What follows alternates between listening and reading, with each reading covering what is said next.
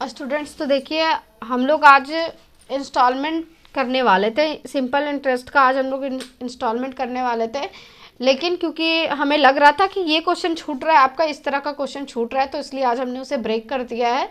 अगर इतना देर हो ही चुका है तो एक दिन और ही सही, ठीक है। इस आपका एक भी क्वेश्चन छूटे ना, किसी भी टाइप का एक भी क्वेश्चन ना छूटे, इसलिए हमने आज इंस्टॉलमेंट को ब्रेक किया है, ठीक है। इंस्टॉलमेंट हम लोग कल पढ़ेंगे, आज हम लोग इस टाइप के क्वेश्चन को देख लेते हैं कि इस तरह के क्वेश्चन हम लोग कैसे बनाएंगे, है ना। देखिए क्या करेंगे इस तरह के क्वेश्चन में कि इतना रुपए को दो भागों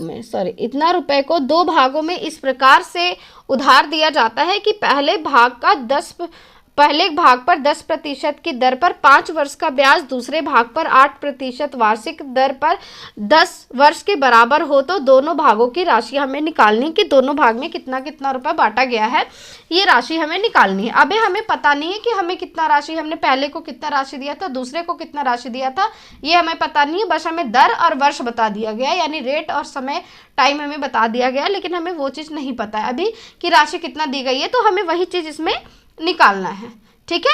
देखिए क्वेश्चन में क्या है कि ए को हम लोग ए और बी मान लेते हैं, ए और बी मान लेते हैं, दोनों जो है वो उसे कितना रुपए, हम लोग रेट कैसे निकालते हैं बताइए, सिंपल इंटरेस्ट कैसे निकालते हैं, आर इंटू टी, ये हमारा पी का आर टी भाग, यही हमारा साधारण ब्याज होता है। तो पी का अगर हम देखें कि हमारा इसमें हम लोगों ने प्रिंसिपल ए मान लिया, इसमें हम लोगों ने बी मान लिया, तो इसका साधारण ब्याज कितना होगा, इसका यानी पहला का ये 10 वर्ष है, 10% है, और कितने वर्ष के लिए, 5 वर्ष के लिए, तो 10% है 5 वर्ष के लिए, तो ये आपका कितना हो जाएगा, ये आपका हो जाएगा 10 वर्ष, हाँ सही है, कि पहले भाग को 10% की दर से 5 वर्ष ब्याज तथा दूसरे भाग को 8% की दर से 4 वर्ष ब्याज दिया जा रहा है, ठीक है। अब देखिए आगे हम लोग इसको कैसे बनाएंगे, क्या है इस क्वेश्चन में, क्या बोला है कि आपका 10-50 है ना, ये आपका ए का 80% हो गया, 10-50 ये आपका हो गया, इसका परसेंट यानी 100, और बी का आर ये है, और टी 10 वर्ष है, यानी 8 दहेंगे 80, ये आपका हो गया 80/100, ये आपका हो गया। क्या बोला है क्वेश्चन में, के बराबर है, यानी ये जो आपस में है, ये जो ब्याज है वो आपस में बराबर है, ये हमें बोल दिया कि ये बराबर है, हमने बराबर कर दिया। देखिए यहाँ तक एक बार आप इसे फिर से समझ लीजिए, क्या क्वेश्चन बोला था कि पहले भाग में आपको 10% की दर से 5 वर्ष के लिए, और दूसरे भाग का आपको 8% की दर से 10 वर्ष के लिए आपको ये राशि दिया जाता है, जिसमें कि दोनों का ब्याज जो है वो समान है, दोनों का ब्याज बराबर है, तो हमने दोनों के ब्याज को बराबर कर दिया है। अब दोनों के ब्याज को बराबर करेंगे तो क्योंकि ये हमारा नीचे और ये नीचे वाला ये हमारा कट जाएगा, उसके बाद ये हमारा क्या बचेगा, इधर से अगर हम ऊपर से काटे तो ये 1 0 कट जाएगा, अगर a बाई बी हम निकाले तो ये आपका कितना आ जाएगा, 8/5, यही आपका आएगा, यानी a को अगर हम देखें कि a की राशि 8 है और b की राशि 5 है, यही हमें लग रहा है कि a की अनुपात, ठीक है, ये आपका अनुपात निकल करके आया कि a का राशियों का अनुपात इसका 8 है, ए का, और बी का कितना है 5 है, तो 8 और 5 आपका कितना हो गया, 8 और 5 आपका ये हो जाएगा 13, कितना हो गया, 8 और 5 आपका हो गया 13। लेकिन क्वेश्चन में हमें कितना बोला है, क्वेश्चन में हमें टोटल राशि कितना दे रखी है, हमें टोटल राशि इतना लग रही है कि 13 है, लेकिन हमें क्वेश्चन में बोला 13 नहीं, ये 1521 है, 1521 है, तो एक की वैल्यू कितनी हो जाएगी, यहाँ पे एक की वैल्यू आपका 13 एकम 13, इधर 13 एकम 13, यहाँ 9 बच गया, 13 सत्ते 91, यानी एक की वैल्यू जो निकल करके आई है वो हमारा 117 रुपये है एक की वैल्यू। तो हमें अलग अलग राशि निकालनी थी, दोनों भागों की राशियाँ बताना है, ये हमें निकालना है। तो दोनों भागों की राशि हम कैसे निकालेंगे, दोनों भागों की राशि, पहला भाग यानी ए है तो ए की राशि और हमें बी की राशि, ए की राशि इसे हम 117 को 8 से गुना कर दें और हम 117 को 5 से गुना कर दें, तो ये जो निकल के आएगा ए की राशि यानी 8 7 56, ये आपका 6 हो गया, हाथ में 5, 8 एकम 8, 5 13 का 3, हाथ में 1, ये आपका 8 एकम 8 और 1 9, इतना रुपये ये आपकी ए की राशि हो गई। और बी की राशि अगर हम इसे 5 से गुना करें तो कितना हो जाएगा, ये आपका हो गया 517 पचे 7 पचे 35, 5 3, ये 17 पचे 85, यानी ₹85 ये आपका हो गया बी का राशि। ठीक है, ये आपका ए का राशि ₹936 हो गया और बी का राशि आपका ₹585 हो गया। तो इसमें हम लोग ऐसे निकालते हैं, यानी कि इसका ए का हम लोग 80% निकाल लिए, ए हम लोग इसकी राशि माने, बी हम लोग इसकी राशि माने, दूसरे का राशि बी मान लिए हैं। तो ए और बी की राशि हम लोग पहले इसका साधारण ब्याज निकाल लिए हैं, उसका अनुपात उससे हमारा अनुपात आ गया है। तो इस चीज़ को हम लोगों ने देखा कि 13 आ रहा है, दोनों को जोड़ के हमें ₹13 आ रही है, 13 अनुपात बन रहा है, लेकिन क्वेश्चन में बोला है 1521 रुपये है। तो ए की वैल्यू 117 निकाला, उस तरह से हमने ए और बी का वैल्यू निकाल दिया। ये क्वेश्चन ज़्यादा हार्ड नहीं था, लेकिन फिर भी हमने आपको बता दिया क्योंकि आपके दिमाग में ये चीज़ रहे। ठीक है, चलिए इसी चीज़ में अब हम लोग क्वेश्चन को थोड़ा सा चेंज करते हैं, थोड़ा सा चेंज। अगर इसी चीज़ में मान लीजिए यहाँ पे हम आपको वैल्यू दे दें, कुछ अलग वैल्यू दे दें, 5% दे दें, या 6 वर्ष दे दें, या 4% दे दें, या 8 वर्ष दे दें, तो सेम वही चीज़ आपको करनी है इसमें। ठीक है, लेकिन इसमें आपका एक और क्या क्वेश्चन पूछा जाता है वो देखिए। एक और क्वेश्चन आपका पूछा जाता है, वही क्वेश्चन हम आपको बताएंगे, फिर हम लोग इस चीज़ को यहीं पे ख़त्म करेंगे। इस तरह का क्वेश्चन तो आप कर लोगे, ये बहुत हार्ड भी नहीं है। इसी तरह का एक और क्वेश्चन बताते हैं जो बस थोड़ा सा अलग है, इससे थोड़ा डिफरेंट है। ठीक है, उसके बाद फिर हम लोग इंस्टॉलमेंट चैप्टर करेंगे। इसी में आज हम लोग स्टार्ट करेंगे क्लास इंस्टॉलमेंट का। ठीक है, हमने जब देखा कि ये चीज़ हमारा छूट रहा है तो हमने सोचा चलो भाई बता ही देते, अगर इतना लेट हो ही चुका है तो थोड़ा और ही लेट सही है ना। क्या है, 5800 रुपये को ए और बी से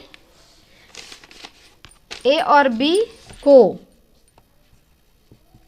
इस प्रकार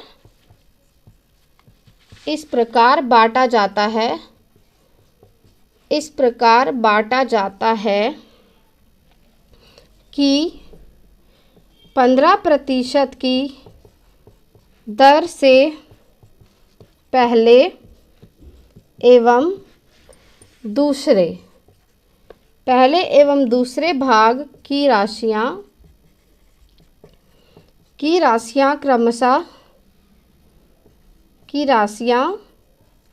क्रमशः 2 वर्ष और 4 वर्ष में समान हो। देखिए इसमें आपको एक चीज़ थोड़ा सा डिफरेंस लग रहा होगा। क्या इसमें डिफरेंट लग रहा है पहले वाले से? क्या था उसमें 15% की दर से पहले एवं दूसरे भाग की राशि को इतना वर्ष के लिए दिया गया, यानी उसमें दोनों का दर जो था वो अलग अलग दे रखा था। लेकिन इसमें क्या है, दोनों के दर को आपको एक ही दिया है, यानी कि दोनों का दर जो है वो सेम ही है, बस इसमें समय अलग है आपका। ठीक है, तो जब हमारा दर समान होगा, आप कहीं पे भी लिख लीजिएगा, जब दर समान हो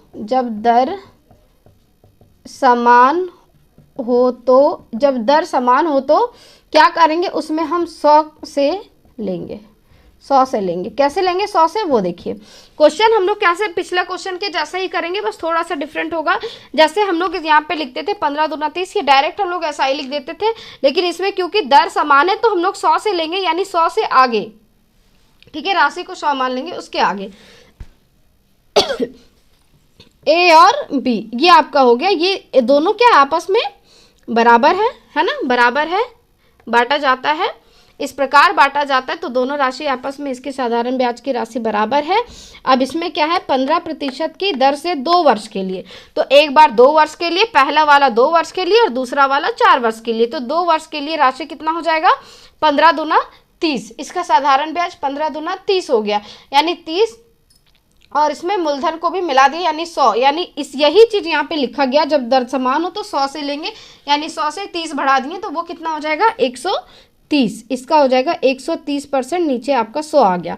और अगर बी का देखें तो ये 15 चौके कितना हो जाएगा, ये हो जाएगा आपका 60, यानी 160 हो जाएगा और नीचे में 100।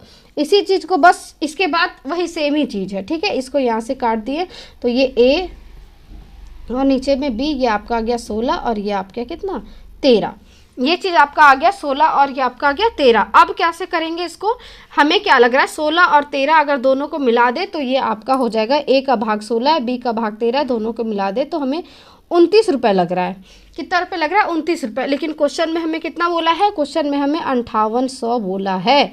तो एक का वैल्यू कितना हो जाएगा? एक का वैल्यू आपका हो जाएगा 200, यानी इसकी राशि और इसकी राशि कितनी हो जाएगी? इसे 2 से गुना करेंगे, 16 दूना 3200 रुपये हो जाएगी ए की राशि, और 13 दूना 2600 रुपये आपकी हो जाएगी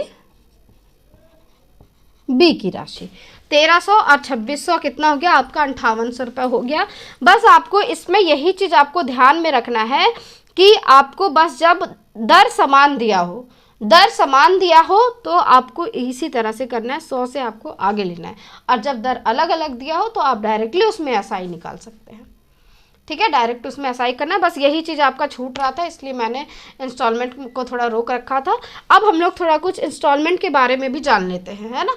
फिर आज हम लोग इंस्टॉलमेंट के बारे में कुछ थोड़ा बहुत जान लेते हैं, फिर कल हम लोग अच्छे से उसका क्लास करना स्टार्ट करेंगे।